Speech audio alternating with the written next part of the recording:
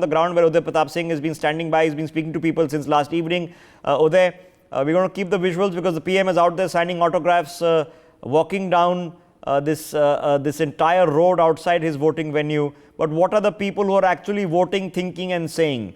Is it pretty much a done deal? Or are there some people who are actually upset and want something different?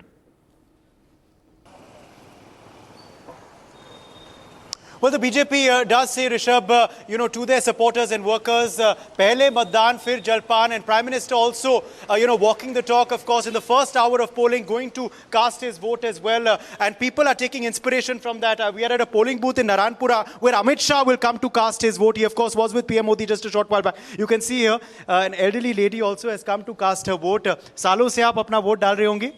हाँ, बराबर. गिनती होगी कि कितनी बार डाला है आपने?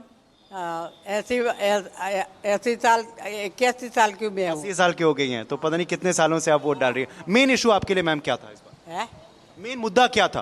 कोई नहीं, जो काम करते हैं उसको देने का. अच्छा काम करेगा उनको आप दे देगा. चलिए आपसे पूछते हैं, मेन इशू आपके मन में क्या था इस बार? क्या इलेक्शन जो पार्टी सही काम करती है तो अपने को उसको पार्टी को आगे लाने के लिए वोट हर एक आदमी को करना चाहिए वोटिंग. तो पार्टी ओवर कैंडिडेट आपके लिए? पार्टी काम ज़्यादा कर रही है. प्रधानमंत्री नरेंद्र मोदी भी पहुंच गए हैं. ही हैज गॉन टू राडिप, not too far away to cast his vote पहले ही घंटे में. तो that is inspirational for you also? Yes, उससे जो मोदी साहब के हिसाब से लोगों में उम्मीद रहती है कि भाई काम जो करेंगे वो सही ढंग से कर रहे हैं और आगे भी उनको ये काम करने के लिए पब्लिक को सपोर्ट करना चाहिए. Some more people are coming out, Rishabh, but we've been kept at a slight distance because obviously it's a VIP booth. The Home Minister will be coming to cast his vote very, very shortly. It's next to the Kameshwar Mandir here. We'll speak to another person. Sir, main issue आपके लिए क्या था? हाँ, दिखाइए. बड़े गर्व से आप दिखाइए अपनी उंगली. और मेन मुद्दा आपके लिए क्या था आपके मन में आज?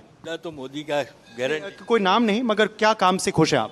हाँ, तो ये मोदी जो हमारे 370 की कलम हटाई वही बहुत बढ़िया. राम लल्ला की जो दर्शन कराए वो मुद्दा अलग है. तो राम मंदिर आपके लिए बड़ा मुद्दा है. तो राम मंदिर आपके लिए बड़ा मुद्दा है. कुछ और लोग भी आ गए हैं यहाँ. You can see of course another elderly lady has come over here to cast her vote. We'll speak to some more people as well. आपसे पूछना चाहेंगे मेन इशू आपके लिए मैम क्या था इस बार?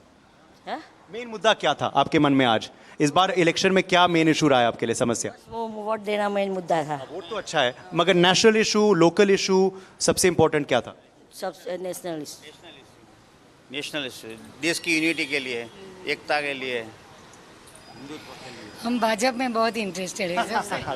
ठीक है. कुछ लोग अपने पार्टी का नाम लेंगे. Yes, Rishabh, as you were saying, of course, earlier as well, this has been a stronghold of the BJP for many, many years. People also, interestingly, believe that Modi and Shah's connect has also stayed with Gujarat, despite them shifting to Delhi. The Prime Minister, of course, in 2014, the Home Minister in 2019, as a Lok Sabha MP from this very seat where we are standing, Gandhinagar. The Congress this time is hoping their alliance with the AAP can work dividends for him. They're hoping that the Rajput anger against Purushottam Rupala can work for them. Whether that happens or not, we'll only know on the 4th of June. Interestingly, it's already 1-0 in favor of the BJP. Surat has already gone the BJP's route. We'll keep getting more, of course, voices. Let's speak to another lady here. आप भी आ गई हैं ma'am अपना vote डालने के लिए. Main issue आपके लिए इस बार क्या था?